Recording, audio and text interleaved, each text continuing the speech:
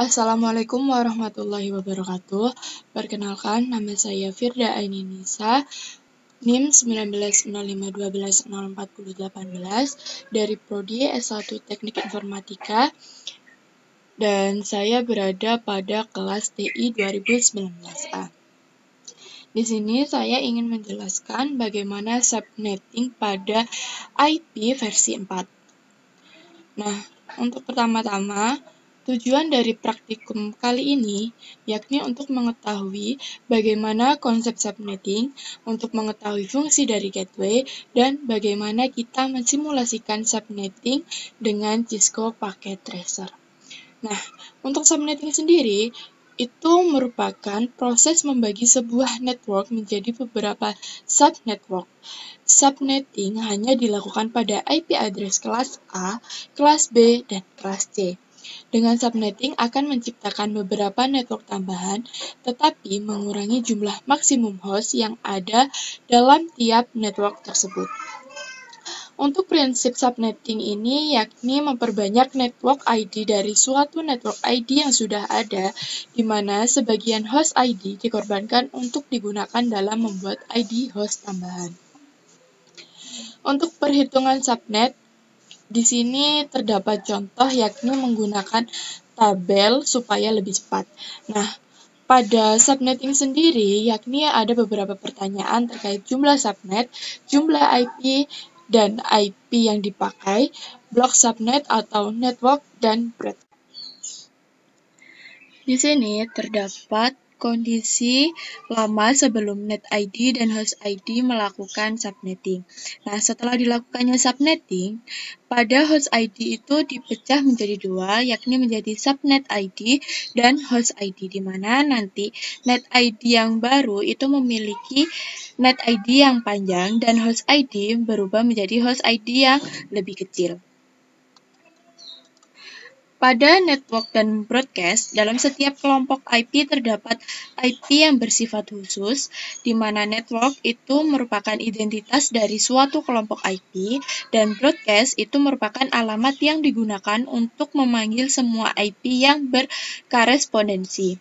Untuk network sendiri, yakni IP pertama dari suatu kelompok, dan untuk broadcast, yakni IP terakhir dari suatu kelompok. Nah, di sini terdapat perhitungan subnetting dengan graph dan tabel, di mana diketahui IP address-nya yakni 192.168.1.10/26. Kita berawal dari /24 terlebih dahulu, di mana /24 memiliki range IP dari 0 sampai 255, di mana IP yang akan digunakan dimulai dari 1 hingga 254. Nah, untuk kita mencapai /26, maka kita menuju ke /25 terlebih dahulu, di mana pada tabel /24, pada /25 itu dipecah menjadi dua, yakni pada range 0 sampai 127 dan range IP dari 128 hingga 255. Dan untuk selanjutnya yakni ke /26 dari IP /24 itu dipecah menjadi 4 kelompok, yakni dari 0 sampai 63, 64, sampai 127, 128, sampai 191, 192, sampai 255, dan seterusnya untuk /27 juga. Nah, untuk selanjutnya di sini terdapat tabel subnetting untuk kelas C, di mana untuk subnet masknya yakni 255, 255, 255,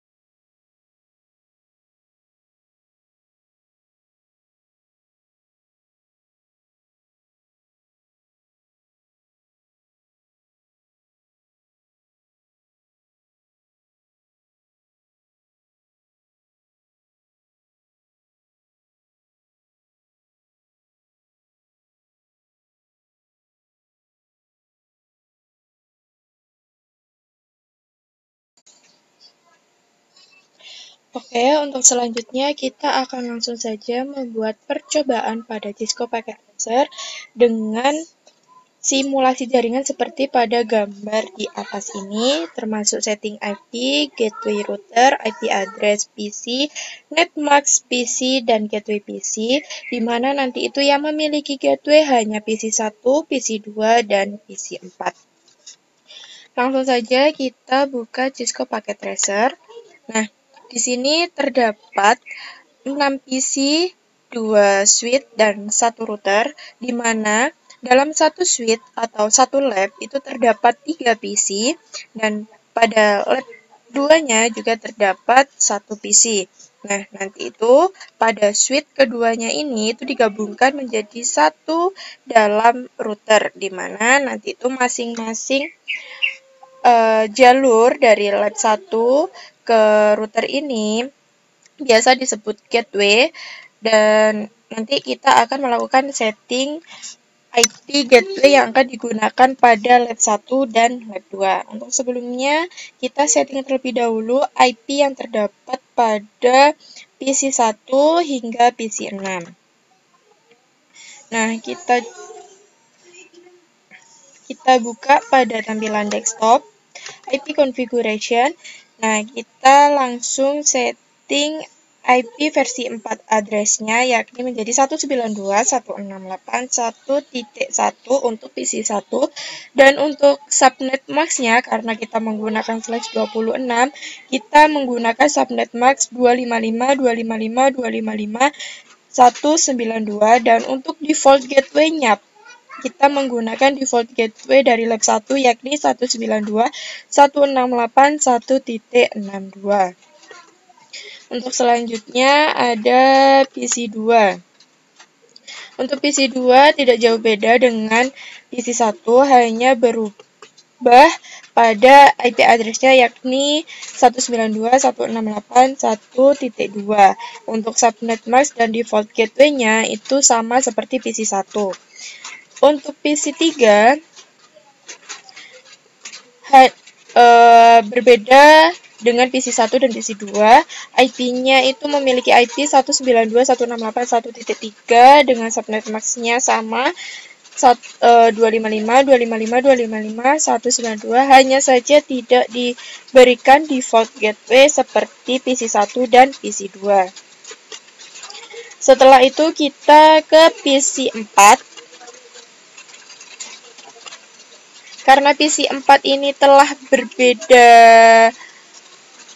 berbeda jangkauan dengan PC1, PC2, dan PC3, maka dimulai dari 65 untuk PC4-nya. Jadi untuk IP-nya sendiri, yakni memiliki IP 192.168.1.65, dan untuk subnet mask-nya 255.255.255.192. Untuk default gateway-nya kita menggunakan default gateway dari router untuk lab 2, yakni 192.168.1.126. Untuk selanjutnya yakni ada PC5. Untuk PC5 sendiri tidak memiliki default gateway, dan untuk IP-nya yakni 192.168.1.66. Untuk selanjutnya yakni ada PC6. PC6 memiliki IP address 192.168.1.67, di mana nanti untuk subnet mask-nya yakni berubah menjadi 192 karena merupakan slice 26. Oke. Nah, sekarang kita masuk ke settingan pada router. Untuk router sendiri, kita menggunakan interface pada Fast Ethernet 4 dan Fast Ethernet 5. Untuk Fast Ethernet 4 itu jalur yang menuju ke lab 1 dengan IP address-nya itu 192.168.1.62. Untuk default-nya, port statusnya ini bisa langsung di-on-kan, karena pada awal dari tampilannya itu masih off. Jadi sebelum kita menggunakan harus di-on-kan terlebih dahulu. Untuk Fast Ethernet 5 itu jalur ke lab 2, yakni dengan IP address 192.168.1.126. Tidak lupa juga kita on kan. Dan selanjutnya, setelah kita setting semua IP, kita ke langkah kedua, yakni setelah setting IP selesai, pindahkan mode ke simulasi, lalu buat skenario seperti berikut. Edit filter event list ke IP versi 4 ICMP. Dan untuk yang pertama, yakni dari PC 1 ke PC 3 menggunakan PDU ICMP CM-nya. Kita rubah ke mode simulasi, terus edit filternya hanya di ICMP, dan setelah itu kita melakukan PDU dari PC 1 ke PC 3.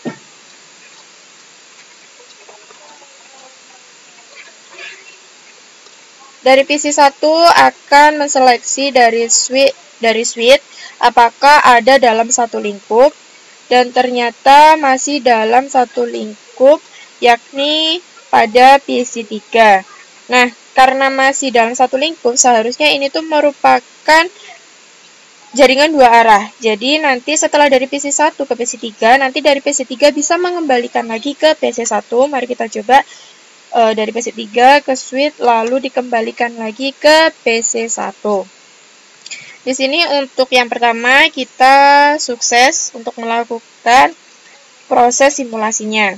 Untuk selanjutnya kita delete terlebih dahulu untuk next simulasi. Untuk selanjutnya, yakni kita akan mencoba mensimulasikan PDU dari PC 2 ke PC 5.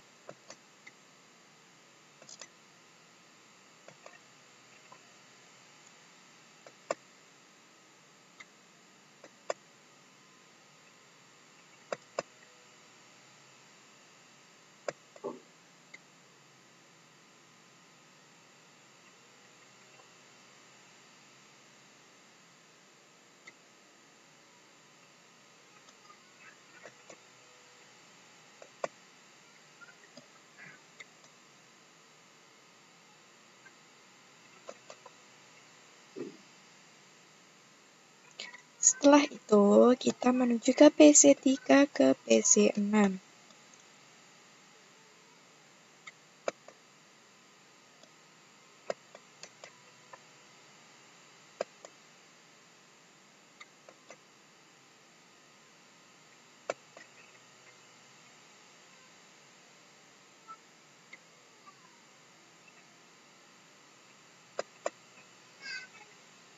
Nah, karena dari PC 3 ini tidak memiliki gateway, maka dia tidak akan bisa diproses jika alamat tujuan yang dimaksud tidak terdapat dalam satu lab ini. Jadi tidak bisa diteruskan ke router dan mencari di lab 2, tapi langsung ditolak dan tidak terdefinisikan alias request timeout, tidak ada destination. Oke, sekarang kita ke langkah selanjutnya, yakni setelah selesai membuat simulasi pada poin 2, kembali ke mode real time, lalu coba lakukan tracing sebagai berikut. Nah, untuk tracingnya pertama, yakni PC 1 ke PC 3. Oke, kita coba terlebih dahulu, kita rubah ke mode real time. Ke PC 1.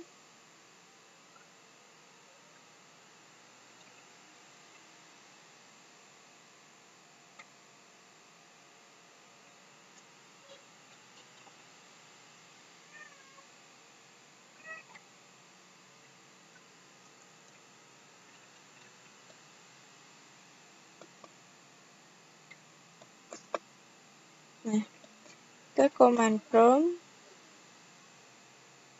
Untuk format yang digunakan pada perintah tracing itu yakni tracer ke IP tujuan. Jadi di sini kita tulis tracer IP tujuan ke PC3 yakni 192.168.1.3, maka akan muncul dan sukses. Untuk selanjutnya yakni dari PC1 ke PC4. Oke, masih di PC1. Untuk PC1-nya berarti untuk selanjutnya yakni kita melakukan dari PC1 ke PC4 yakni dengan threshold IP PC4 yakni 192.168.1.65. Nah, kita tunggu terlebih dahulu, maka di sini akan muncul dua IP, yakni IP yang pertama, di sini terdapat IP gateway, yakni 192.168.1.62, baru kita akan menuju ke IP yang dituju, yakni 192.168.1.65. Untuk selanjutnya yakni dari PC2 ke PC5. Oke, kita tutup dulu. PC2 ke PC5.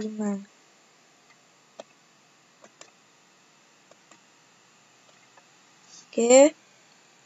Threshold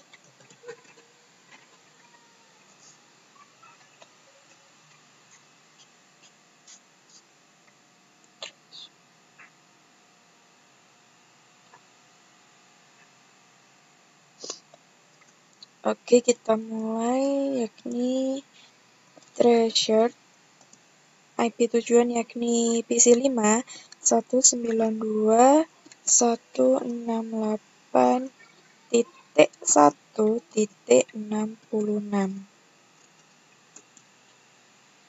Maka akan langsung tertuju ke alamat IP meskipun di seberang karena tidak memiliki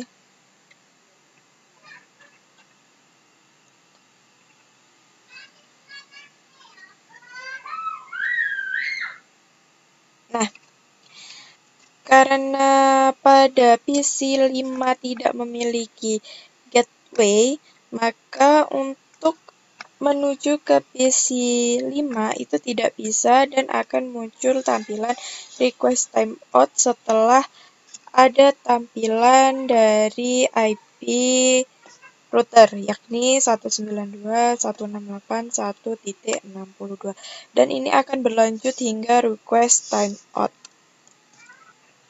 Nah, untuk selanjutnya yakni kita dari PC 3 ke PC 6. Kalau yang ini karena mungkin dari PC 3 sudah tidak memiliki gateway, jadi untuk tampilannya mungkin langsung request timeout karena tidak bisa menuju ke alamat IP destination yang akan dituju. Threshold 192.168.1.67. Oke, kita tunggu. Maka untuk tampilannya akan menjadi request timeout secara terus-menerus. Karena pada proses kali ini itu tidak bisa diproses karena pada PC3 tidak memiliki gateway untuk kita sebagai pintu ke lab 2. Karena IP 192.168.1.67 itu terdapat pada lab 2. Oke, mungkin ini dulu penjelasan dari saya. Mungkin jika ada penjelasan yang kurang, saya mohon maaf. Dan terima kasih telah mengikuti video saya dari awal hingga akhir ini. Terima kasih. Wassalamualaikum warahmatullahi wabarakatuh.